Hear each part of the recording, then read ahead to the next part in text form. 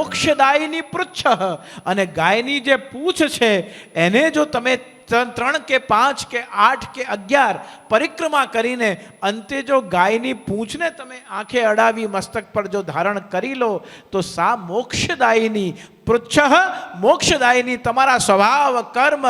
દોષ જન્મ કેવા હશે, શું હશે, કેવા નહીં હોય, જેવા પણ આપણે હોઈશું, પણ ગાયના પૃચ્છનું એ પૂંછનું વાળ જો તમારા મસ્તક અને નેત્રો પર, એટલે કે માથાના વાળ અને આપણી પલકના વાળ ઉપર જો ગાયના પૂંછના વાળનું સ્પર્શ થઈ જશે તો આપણા સમસ્ત દોષ અપરાધ અને આપણી તમામ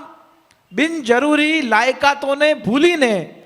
અને ગૌ માતા ભગવાનને આપણી અરજી કરે છે કે હે દેવ, હે ઈશ્વર, હે પરમાત્મા, હે મારા અંદર બિરાજમાન ચૈતન્ય તત્વ, આ મને મારી પૂંછને આંખે અને માથે લગાડનાર આ જીવ જેવો હોય તેવો પણ આ મારો છે. અને મોઢેથી એ ગાય બોલે છે માં,